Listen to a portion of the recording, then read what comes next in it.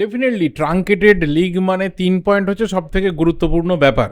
কিন্তু সবাই যেটা বলে আসছিল যে 3 পয়েন্ট নিয়ে শুধু কথা বলে যাবে, যে ধরনের পারফরমেন্স ইস্টবেঙ্গল দিচ্ছে 3 পয়েন্ট পেলেও কি খুব একটা খুশি হওয়ার জায়গা থাকছে? আমার মনে হয় যে আজকে তারা বোধহয় সেই সব বিষয় নিয়ে প্রশ্ন তুলবেন না বা কথা বলবেন না। কারণ আজকে এমন কিছু ঘটনা ঘটেছে ম্যাচের মধ্যে বা এমন পারফরমেন্স ইস্টবেঙ্গল তুলে ধরেছে যে সেই অর্থে কারোর মানে অভিযোগ করার মতো কিছু নেই। একে তো 3 পয়েন্ট, 3টে গোল, ক্লিন সিট, এবং সব থেকে আমার যেটা ভালো লেগেছে, মানে যে জিনিসটা আমার মনে হয় যে সব থেকে বেশি কথা বলা দরকার রয়েছে, সেটা হলো 3টে যে গোল হয়েছে, 3টে গোলই কিন্তু ওপেন প্লে থেকে চান্স ক্রিয়েট হয়েছে এবং সেখান থেকে কনভার্ট হয়েছে। হ্যাঁ, সেকেন্ড গোলটা ডেফিনেটলি গোলকিপারের মিস্টেক কেউ বলতে পারে, কিন্তু যে ক্রিয়েটিভ ফুটবলটা তার আগে তৈরি হয়েছিল, মানে যে ক্রিয়েশনটা হয়েছিল, গোলে যে চান্সটা তৈরি হয়েছিল, সেটা কিন্তু পুরোপুরি ওপেন প্লে থেকে। এবার আমার আজকের এই ভিডিওর যে মূল বক্তব্য, যে বেশ কিছু জায়গা রয়েছে সেখানে ইস্টবেঙ্গল কোচ তিনি কিন্তু ম্যাসিভ চেঞ্জ করেছেন এই টিমটাকে। আমার মনে হয় যে পার্টিকুলার সেই জায়গাতে অনেক বেশি করে কথা বলা দরকার রয়েছে। কি কি আসছি পয়েন্ট ওয়াইজ সেই বিষয়ে। তার আগে একটু ম্যাচের ওভারভিউটা দিয়ে দেওয়া যাক। 1 নম্বর যে ঘটনা, সেটা অবশ্যই 3টে গোল, যার মধ্যে একটা খুব আর্লি লিড, যেটা বিপিনের গোল। বিপিনের আজকে 150তম ম্যাচ। এই বিপিন সিংয়ের সিগনেচার নিয়ে সিজনের শুরুর দিকে প্রচুর নেগেটিভিটি ছিল, মানে আমি মানে হার্ডকোর ইস্টবেঙ্গল সমর্থকদের জানি, যারা একদম র্যাডিক্যাল ইস্টবেঙ্গল সাপোর্টার, কোনোভাবেই একদম বিন্দুমাত্র ছোট জিনিস মানে ভুল হয়ে গেলেও তারা একদমই অ্যাকসেপ্ট করতে পারে না, তারাও বিপিন সিংয়ের অনেকেই সিগনেচারটাকে নিয়ে হ্যাপি ছিল না। কিন্তু বিপিন সিং সে তার পারফরমেন্স দিয়ে প্রমাণ করেছে তার যে এক্সপিরিয়েন্স, তার যে সিনিয়রিটি ইন্ডিয়ান সুপার লিগে, সেটা কিন্তু ইস্টবেঙ্গলের জন্য ভীষণভাবে দরকারি ছিল, এবং সেটা পরতে পরতে আমরা তার টের পাচ্ছি।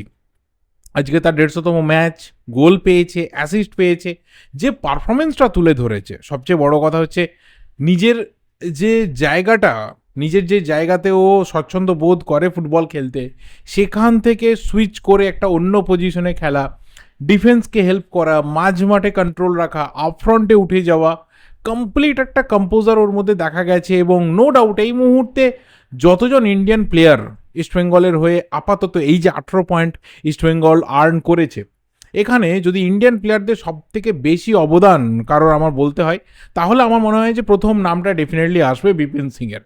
এর পাশাপাশি যে জিনিসটা হয়েছে সেটা হচ্ছে ডিফেন্সে একটা একটা একটা একটা কমপ্লিট একটা কম্প্যাক্টনেস দেখা গেছে। দেখো, ক্লিন সিট হয়েছে তার একটা বড় কারণ যে ওড়িশার অ্যাটাকের মধ্যে সেই অর্থে না কোনো ভেরিয়েশন ছিল, না কোনো প্রেসার ছিল। 2-3বার কিছু সিচুয়েশন ছাড়া সেই অর্থে ওড়িশা যে অ্যাটাক করছে, ওড়িশাও যে ইস্টবেঙ্গল বক্সে থ্রেট আনতে পারে বা প্রভসুকন সিং গিলকে টেস্ট করতে পারে বোঝা যায়নি।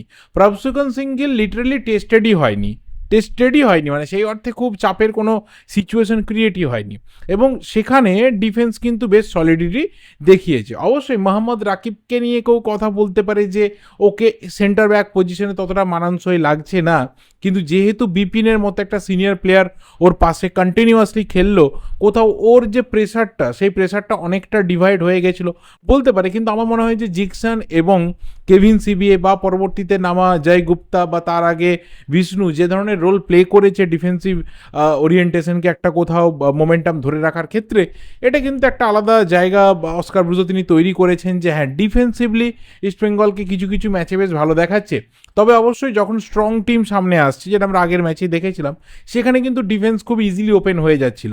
এই জায়গাটা আমার মনে হয় যে যেহেতু এরপর আরও কিছু কঠিন প্রতিপক্ষরা সামনে আসবে, যেখানে মুম্বাই রয়েছে, মোহনবাগান রয়েছে, পাঞ্জাব রয়েছে, সেখানে কিছুটা সাবধানী ফুটবল অবশ্যই ইস্টবেঙ্গল কোচকে খেলতে ডেফিনেটলি হবে। এরপর যে জিনিসটা হয়েছে সেটা হচ্ছে মাঝ মাঠের কন্ট্রোল। রশিদ ছিল না, কিন্তু সাউল ক্রেসপো, সৌভিক এবং এডমুন্ড তারা যে ধরনের একটা ট্রায়ও তৈরি করেছিল, নিজেদের মধ্যে যে বলয়টা তৈরি করেছিল, সেখানে কিন্তু বেশিরভাগ সময় মাঝমাঠটা কন্ট্রোলড হয়েছে। উল্টো দিকে পুইটিয়া বলো বা বাকিরা যারা ছিল, সেই অর্থে মাঝমাঠকে কিন্তু কন্ট্রোলে নিতেই পারেনি। এই ক্ষেত্রে ইস্টবেঙ্গলের মেনলি যেটা এক্সপিরিয়েন্স এবং প্লেয়ারদের আপাতত যে ফর্মটা রয়েছে সেটাই কিন্তু এক্স্যাক্টলি রোলটা প্লে করেছে যে ইস্টবেঙ্গল কিন্তু নিজেদের ডিফেন্সকে খুব সলিড করে ধরে রাখতে পেরেছে। এর বাইরে আমার মনে হয় না যে আলাদা করে খুব বেশি কিছু বিষয় বলার রয়েছে যে আজকের ম্যাচে খুব বড় কোনো ঘটনা। কিন্তু আমি যে জায়গাটা নিয়ে কথা বলতে চাই যে অস্কার ব্রুজোর কিছু এমন ঘটনা আমি আজকে দেখেছি যেগুলো নিয়ে আলাদা করে আমার মনে হয় যে বলা দরকার রয়েছে, ডেফিনেটলি বলা দরকার রয়েছে। কারণ আমরা বারবার করে যখন ইস্টবেঙ্গল স্ট্রাগল করছিল, যখন অস্কার ব্রুজোর প্ল্যানের অভাব দেখা যাচ্ছিল বা স্ট্র্যাটেজিক্যাল ব্লান্ডারের একটা সিন আসছিল বারবার, আমরা কিন্তু সেগুলো নিয়ে সমালোচনা করেছি। খারাপ দিন যখন তোমার যাবে, যখন তুমি ভুল করবে, ডেফিনেটলি সেই ক্ষেত্রে ক্রিটিসিজম যেমন হবে, তেমনই যখন তুমি ভালো কাজ করবে তখন কিন্তু অ্যাপ্রেজালটাও আসবে। সেটা কিন্তু আজকের দিনে অবশ্যই অস্কার ব্রুজোকে নিয়ে করতে হয়। তার মধ্যে প্রথম জিনিসটা হচ্ছে যেটা আগেই বললাম যে ডিফেন্সকে সলিড রাখা, ডিফেন্সকে মোবিলাইজড রাখা, ডিফেন্সের ওপর সেইভাবে যাতে এফেক্ট না পড়ে, মাঝ মাঠকে অনেক বেশি কন্ট্রোল করে রাখা, এগুলো তো আগে আলোচনা করলাম। কিন্তু যে জিনিসটা আমার সবথেকে বেশি ভালো লেগেছে যে ইস্টবেঙ্গল কোচ তিনি কিন্তু ওপেন প্লের ওপর অনেক বেশি জোর দিয়েছেন। সেট পিসে টিমটা ভালো, অনেক গোল করেছে, এই নিয়ে কোথাও সন্দেহের জায়গা নেই। কিন্তু ওপেন প্লে যখন তোমার টিমের গুরুত্বপূর্ণ সেন্টার ব্যাক নেই, যখন তোমার টিমের গুরুত্বপূর্ণ ডিফেন্সিভ মিডফিল্ডার নেই, যখন তোমার টিমের গুরুত্বপূর্ণ অ্যাটাকিং মিডফিল্ডার নেই, টিমের বেস্ট ইন্ডিয়ান সেন্ট্রাল মিডফিল্ডার নেই, তারপরেও এই এত প্লেয়ারকে তোমার ফার্স্ট ইলেভেনে মিস করার পরে সামহাউ মাল্টিপল রিজনসের জন্য, তারপরেও তোমার টিম যে ফ্লুইডিটি দেখিয়েছে, যে ধরনের ওপেন চান্স তৈরি করেছে, যেভাবে কোথাও কি বলবো নিজেদের মধ্যে কন্ট্রোল রাখার চেষ্টা করেছে। এবং স্পেশালি আমি যদি 3 নম্বর গোলটার কথা বলি, যে গোলটা শুরু হচ্ছে একদম ডিফেন্স থেকে, কেভিন সিবিএ থেকে বলটা আসছে, সেখান থেকে সাউল ক্রেসপোর কাছে, সেখান থেকে জেরির কাছে। আজকে জেরির কথা আলাদা করে বলতে হয়, জেরি অল্প সময়ের জন্য মাঠে নামলো, প্রথমবার ইস্টবেঙ্গল জার্সিতে নামলো, এবং জেরি জানান দিল যে জেরিকে যদি আরও আগে ফিট অবস্থায় পাওয়া যেত তাহলে কিন্তু ইস্টবেঙ্গলের ডেফিনেটলি লাভ হতো। এই যে কোথাও বেঞ্চের স্ট্রেংথটা রয়েছে ইস্টবেঙ্গল হয়তো সবসময় ইউটিলাইজ করতে পারেনি due to fitness issues or injuries, এটা কিন্তু একটা ফ্যাক্টর। এবার এই যে জেরির কাছে বলটা গেল, জেরি একটা খুব সুন্দর থ্রু দিল বিপিনকে, বিপিন ওখান থেকে সাজিয়ে দিল ইউসুফকে, ইউসুফ ফাঁকায় দাঁড়িয়েছিল সেখান থেকে ফিনিশ করলো। এই যে একটা কমপ্লিট বিল্ড আপ, এই যে একটা প্রপার বিল্ড আপ, এই যে টপ কোয়ালিটির একটা থার্ড ম্যান মুভ, এটা কিন্তু আমরা কোথাও ইস্টবেঙ্গলের থেকে এক্সপেক্ট করছিলাম। কারণ ইস্টবেঙ্গলে এই ধরনের বিল্ড আপ করার, এই ধরনের মুভ করার, বা এখান থেকে গোলের চান্স তৈরি করা বা গোল করা, এই প্লেয়ারের কিন্তু অভাব নেই। তাহলে এই জিনিসটা এতদিন হচ্ছিল না কেন? কেন এত লেটে হলো? কেন আরও আগে হলো না? কেন এই কম্পোজারটা আরও আগে ধরা গেল না? তাহলে আজকে ইস্টবেঙ্গল যে জায়গাতে রয়েছে, তাহলে এই যে 18 পয়েন্টে ইস্টবেঙ্গল রয়েছে, 20 পয়েন্ট 21 পয়েন্ট এই জায়গাতে কিন্তু ইস্টবেঙ্গল থাকতে পারতো যদি আরও আগে থেকে এই ধরনের ক্রিয়েটিভিটি আমরা দেখতে পেতাম। আননেসেসারি আমরা প্রচুর ম্যাচে দেখেছি যে এই রকম ক্রিয়েটিভিটি ছাড়া ইস্টবেঙ্গল প্লেয়াররা তারা কিন্তু বল ওয়েস্ট করার খেলাতে মেতেছে। মানে এরকম সিচুয়েশন হয়েছে, ধরো সাউলের কাছ থেকে জেরি বা ওখানে যে কেউ রয়েছে, পায়ে বলটা গেল, সেই প্লেয়ার কিন্তু আননেসেসারি ওখান থেকে একটা হিট করার চেষ্টা করেছে। সে তোমার টিম লিড করুক, টিম ড্র হোক, টিম ডিফিটে থাকুক, যাই হয়ে যাক না কেন, এই যে একটা বিল্ড আপ দেখা গেল বারবার, কিন্তু এই জায়গাটা নিয়ে কথা বলেছি যে এই বিল্ড আপ করার মতো কোয়ালিটি ইস্টবেঙ্গল প্লেয়ারদের মধ্যে রয়েছে। সেখান থেকে কিন্তু গোলের চান্স বাড়ে, বারবার করে ডিফেন্সের উপর প্রেসারটা বাড়ে, এবং একটা সময় যদি তুমি ওপেন প্লে থেকে গোল করতে নাও পারো, যত তুমি থার্ড ম্যান মুভ করবে, যত তুমি বক্সে ম্যান বাড়াবে, যত তুমি বক্সে কোথাও নিজের কন্ট্রোল রাখার চেষ্টা করবে, একটা সময়ের পর কিন্তু উল্টো দিকের ডিফেন্ডাররা তোমাকে ফাউল ভাই করবেই। সেখানেও কিন্তু একটা চান্স তৈরি হয়ে যাবে যে আমি গোল করতে পারবো। এই জায়গাটার অভাব কিন্তু দেখতে পাওয়া যাচ্ছিল একটা লম্বা সময় ধরে। এটা অস্কার ব্রুজ অনেকটা পরিবর্তন করেছেন।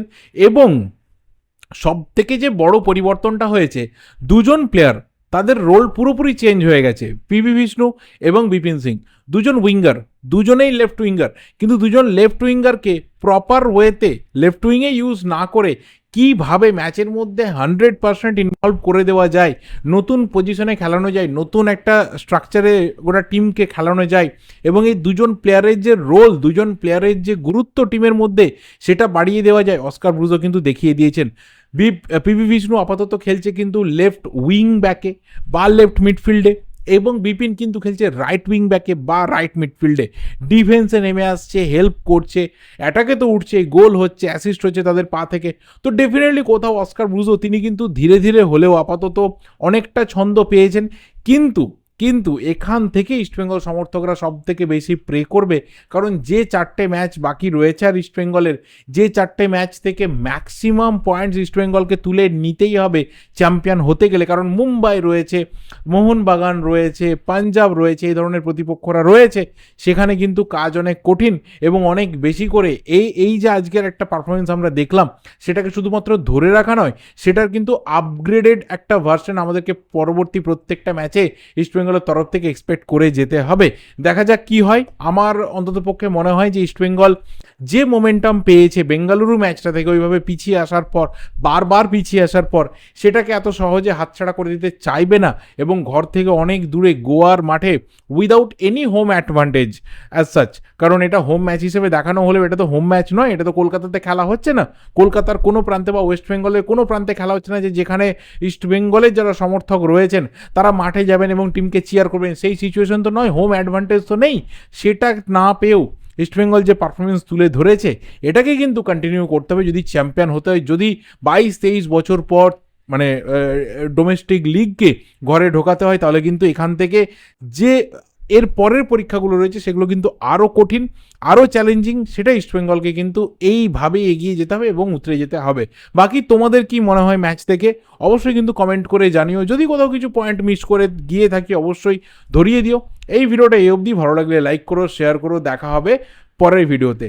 টিল দেন, যদি চ্যানেলটা নতুন হও তাহলে অবশ্যই চ্যানেলটা সাবস্ক্রাইব করে বেল নোটিফিকেশন আইকনটা ক্লিক করে যাও। Thank you, good bye and good night.